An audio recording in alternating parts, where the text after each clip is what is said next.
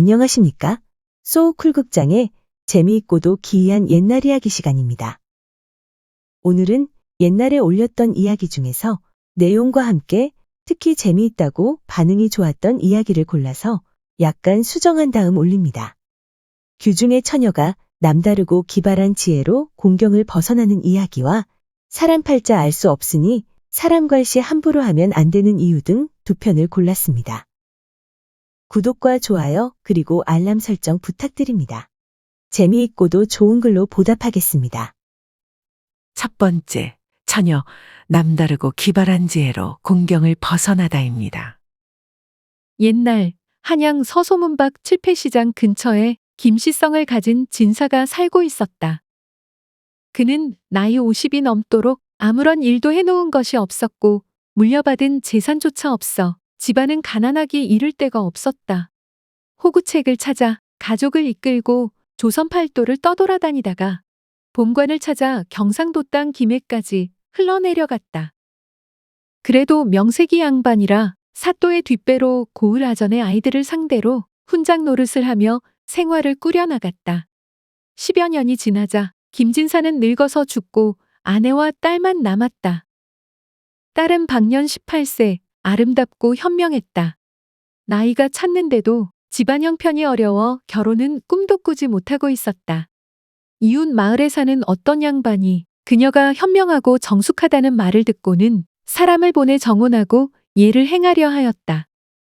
김진사 집 근처에 그 고을 이방의 아들로서 관아에서 통인 일을 하는 젊은이가 하나 있었다. 그는 일찍이 진사에게 배운 학동이었는데 서당을 다닐 때 녀석은 틈만 나면 낭자 앞에 나타나 집적거리곤 했다. 어느 날 그 녀석이 홀연 진사의 집에 나타나서는 계집종을 불러 세우고는 말했다.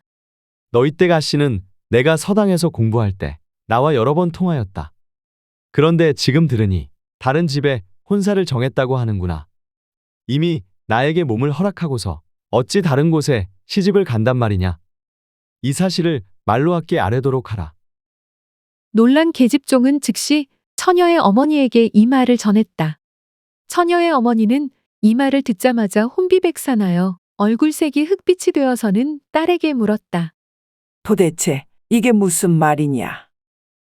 딸은 얼굴빛 하나도 변하지 않은 채 태연하게 말했다. 제가 이제 비로소 어려움을 면하고 안정을 찾게 되었다는 말을 그놈이 들었나 봅니다. 나쁜 놈이 내가 아버지도 없는 연약한 여자라는 점을 이용하여 이와 같은 음흉한 계략을 꾸민 것이 틀림없습니다. 많은 말을 할 필요 없습니다. 저 나쁜 놈과 내가 얼굴을 붉히며 서로 따지는 것보다는 관아에 고하여 억울함을 푸는 것이 나을 듯합니다. 말을 마치자 처녀는 곧바로 관아에 들어가 탄원서를 냈다. 사또는 사건이 하도 희귀하고 괴상하여 전말을 밝히기 어렵겠다고 여기는지 턱을 잔뜩 끌어당기고는 끙끙거렸다. 한식경이나 지났을까? 묘안이 섰는지 처녀를 안 보이는 곳으로 물러나 있게 하더니 마침내 통인을 불러서는 눈살을 찌푸리며 물었다. 네가 말하기를 김진사 땡랑자와 여러 번 서로 통했다고 하니 그 얼굴과 몸에 대해서 잘 알 것이다. 그것을 하나하나 자세히 말하도록 하라. 명심하라. 만약 어긋남이 추호라도 있으면 목숨을 건지기 힘들 것이다. 통인은 처녀의 얼굴과 몸에 대하여 하나하나 아뢰었다. 통인의 말이 끝나자 사또는 처녀에게 앞으로 나와서 서라고 했다. 처녀는 바로 나왔고 사또가 그 모습을 보니 과연 통인의 말과 조금도 다름이 없었다.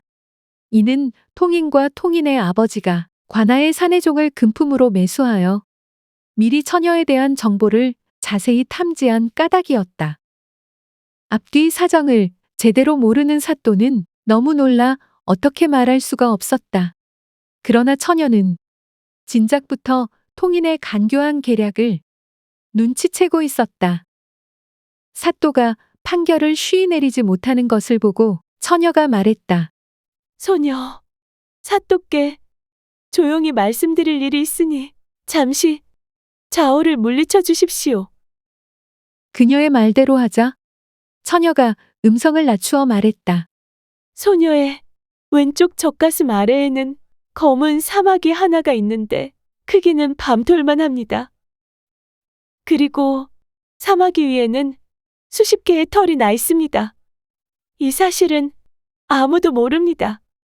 그런데 저 통인이 소녀와 이미 통했다고 하니 그는 반드시 알고 있겠지요. 사또께서 이제 통인을 불러서 물어보소서. 사또가 좌우를 물리쳤을 때 몰래 엿듣는 자가 있었는데 통인 부자에게 매수된 관아의 사내종이었다.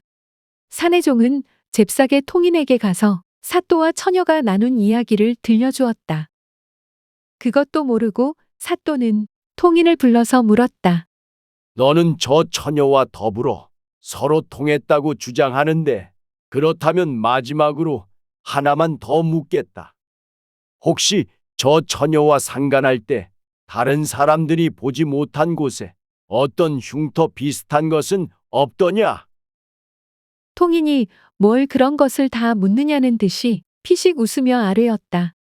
처녀의 왼쪽 젖가슴 아래에는 검은 사마귀가 하나 있는데 크기가 밤톨만 합니다. 그 위에는 털이 수십 개 나 있는데 저는 이미 경험한 바입니다. 이에 사또는 몹시 놀라 어쩔 줄을 몰라 했다. 그러자 처녀가 얼굴을 심하게 붉혔다. 하지만 결심한 듯 통인 모르게 저고리를 벗고는 젖가슴 아래를 사또에게 보여주며 말했다. 소녀의 젖가슴에는 본래부터 검은 사마귀가 없습니다. 없는 사마귀를 있다고 말한 것은 저 간악한 놈이 반드시 누군가를 시켜 저와 사또가 하는 말을 몰래 엿듣고 있을 것이기 때문이었습니다. 소녀가 사실만을 이야기했다면 엿들어서 아뢰는 것이 사실과 맞아떨어졌을 것이고 그렇게 된다면 저놈의 술수에 빠져 오히려 틀린 판결을 내릴 수밖에 없었을 것입니다. 무슨 벌을 주어도 달게 받겠습니다만 소녀가 사또의 안전에서 거짓을 고한 것은 저놈을 제 술수에 빠지게 하려는 계략이었습니다. 이로써 본다면 아까 저놈이 소녀의 모습을 상세히 말한 것도 다른 사람을 시켜 미리 탐지하여 교묘하게 아랜 것이 아니겠습니까? 사또가 무슨 말인가? 하고 멍하니 있다가 호련 환하게 깨닫고는 책상을 치며 기특하다고 처녀를 치하한 후에 곧 통인을 잡아들였다. 동원 아래에 죄인을 잡아다 놓고는 위험을 보이며 엄하게 다스렸다. 그러자 곤장 몇 대에 통인은 엎드려 죄를 그대로 자복했다. 사또는 곧 통인에게 칼을 씌우고 단단하게 착고를 채워 하옥하라고 명을 내렸다. 통인의 앞잡이인 사내종은 물론이거니와 통인의 아비 이방도 공모의 죄를 물어 오라를 지워 감옥에 넣었다. 이제 두 부자는 대명률에 따라 교수형을 당하거나 아니면 외딴 섬으로 유배될 것이었다. 사또는 그 처녀의 재주와 아름다움이 더할 수 없음을 사랑하여서 며느리로 삼고 싶었지만 처녀에게 먼저 정한 혼처가 있으니 어쩔 수 없이 그 생각을 접었다. 그런데 며칠이 지나자 이상한 소문이 들렸다.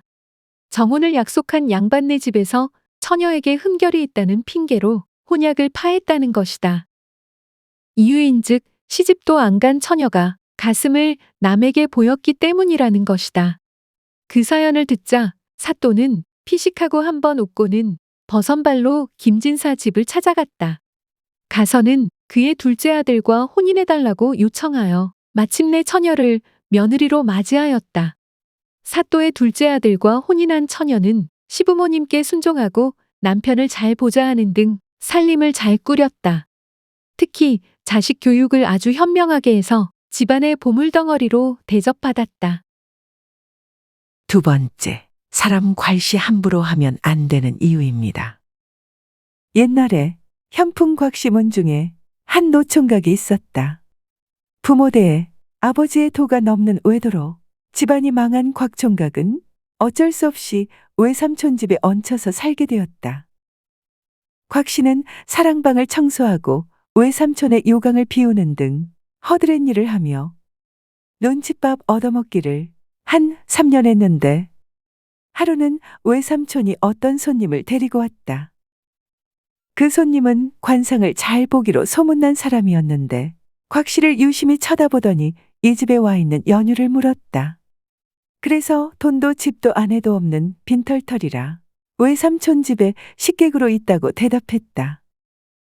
그 말을 들은 관상가는 외삼촌에게 저렇게 훌륭한 사람을 사랑채에 처박아 두고 어찌 썩히고 있느냐며 깨끗한 옷과 하루 쓸 노잣돈만 주어서 밖으로 내보내라고 말했다. 이 말을 들은 곽 총각은 속으로 외삼촌이 사람을 시켜 나를 내쫓으려고 술을 쓰는구나. 하고 생각했다. 섭섭하고 분한 생각이 들었지만 어쩌겠는가? 외삼촌이 주는 노잣돈 몇 푼을 들고 떠날 수밖에 없었다. 길을 나서서는 들과 산을 넘어 해걸음에 어느 동네 개천가를 지나는데 어떤 부인이 개천에서 빨래하고 있다가 벌떡 일어서더니 성씨가 무엇인가 물어봤다. 그래서 현풍곽 씨라고 했더니 두 말도 안 하고 자기 집으로 가자고 하였다.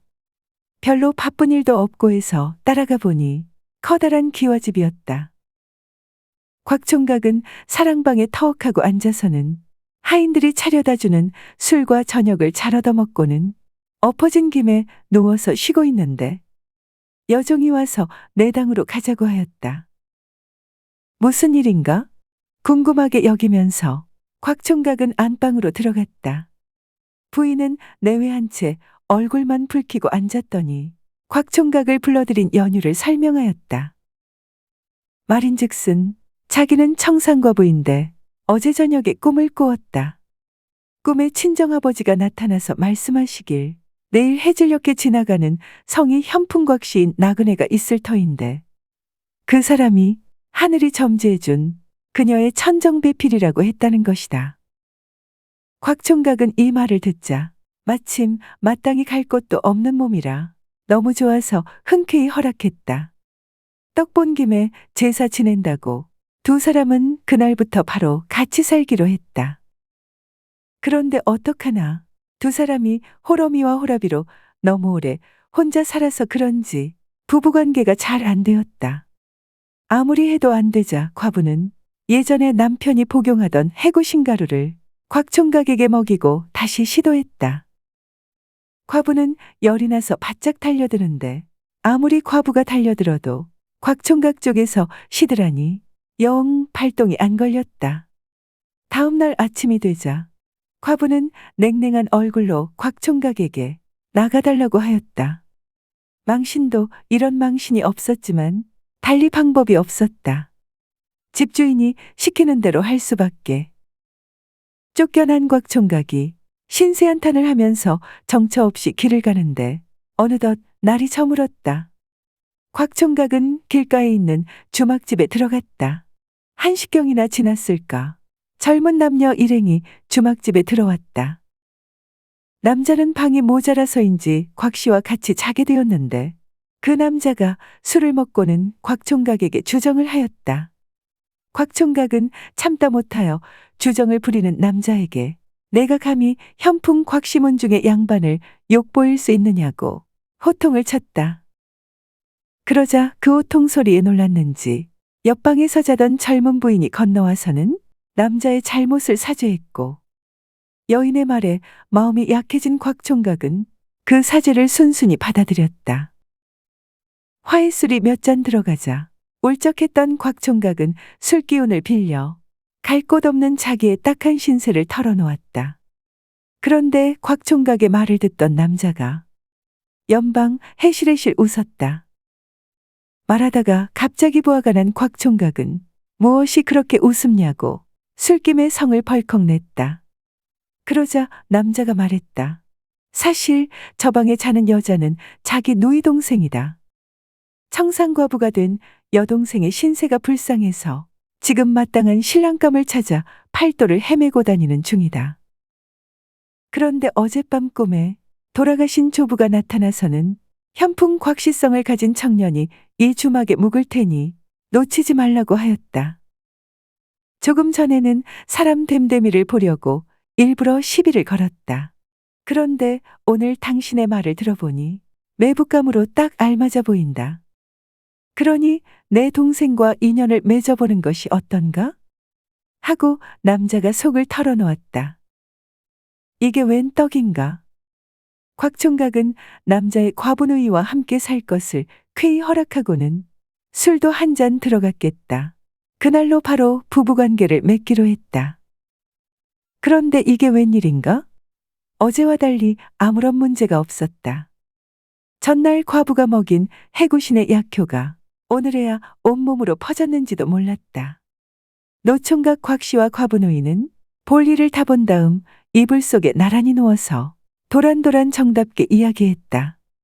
곽 총각은 새로 아내가 된 과부노이에게 외삼촌의 집에서 더부살이한 이야기며 쫓겨난 이야기를 하다가는 마침내는 과부댁 이야기까지 하게 되었다. 과부 사정은 과부가 아는지 곽 총각의 말을 들은 과부노이는 느낌이 안 좋다면서 얼른 옷을 입고 빨리 그 집에 가보라고 재촉했다. 곽 총각은 신부가 시키는 대로 사내 구실 못한다고 쫓아낸 과부의 집에 가보았더니 과부는 뜬금없이 꿈에 나타나 중매를 선 친정아버지를 원망하면서 명주수건으로 대들보에 목을 매달고는 바둥거리고 있었다. 그 모습을 본 곽 총각이 얼른 뛰어들어가서 과부를 구했다. 다음 날 아침 정신을 차린 과부는 곽 총각을 보고 매우 놀라더니 도대체 어떻게 된 일이냐고 물었다. 곽 씨가 사실대로 말하자 과부댁은 목숨을 빚진 과부누이 일행을 빨리 모셔오도록 곽 총각에게 재촉했다. 일행이 집으로 들어오자 과부는 다짜고짜로 자기가 큰 집이 되고 과부노이는 작은 집이 되어서 곽 총각을 모시고 같이 살자고 했다. 과부노이는 그 말을 듣더니 좋은 생각이라고 손뼉을 치며 좋아했다. 요즘 같으면 어린 반푼어치도 없는 이야기이지만 아무래도 시절이 지금하고는 다른 때였으니 가능한 일이다. 두 여인은 생글거리며 곽 씨에게 건너와서는 자기들이 방금 합의한 생각을 기가 막힌 묘안인 양 내놓았다. 그 말을 들은 곽 씨가 정색하고는 말했다. 자기 같은 천둥벌거숭이에게는 너무나 고마운 제안이다. 그런데 모친이 세상을 하직할 때 자기에게 한 유언이 있다. 어머니는 부친의 외도가 평생의 한이었다면서 절대로 아내 이외의 다른 여자는 집안으로 들이지 말라고 신신당부하였다. 그러니 비록 갑자기 일어난 일이기는 하지만 과부노이와는 이미 지난밤에 부부의 언약을 맺고 동침했으니 어머니의 유언을 따라 그녀와 백년애로 할 수밖에 없다고 곽 씨는 결심을 피력하였다. 곽 씨의 말을 들은 과부는 눈물을 흘리면서 자기의 성급함을 한탄했다. 10년이나 수절했는데 무엇이 그리 급하다고 하루만 더 기다려 볼 것을 곽 씨는 과부노이와 일행이 되어 길을 떠났다. 한 10여일이나 갔을까 오라버니 되는 이가 곽 씨의 등을 두드리며 속을 털어놓았다. 자기는 서울 모정승의 둘째 아들이다. 부모님이 제발 좋은 사람 찾아서 과부노이의 짝을 만들어주고 오라고 해서 많은 폐물과 전담 문서를 가지고 마땅한 사람을 찾아서 조선 천지를 돌아다니는 중이었다. 이제 매부의 말을 들으니 더는 신랑감을 구하러 돌아다닐 필요가 없을 것 같다. 부모님이 주신 정성을 받아달라. 외삼촌 요강을 비워주며 더부살이를 하던 현풍 곽 총각은 엉겁결에 젊고 이쁜 부인에 많은 재산까지 덤으로 얻고는 고향으로 돌아가서 부자로 떵떵거리고 살게 되었다. 이것을 보고 고향 사람들이 말했다. 사람 팔자 알 수 없다는 말이 이래서 생겨났구나. 이 말이 사방팔방으로 퍼져서 사람 팔자 시간 문제다. 라고 하더니 마침내 사람 괄시는 함부로 하는 것이 아니다. 는 말까지 퍼졌다. 들어주셔서 고맙습니다. 용어 풀이와 참고 문헌 그리고 자료 출처는 명기만 하고 따로 읽지는 않겠습니다. 양지해 주시기를 바랍니다.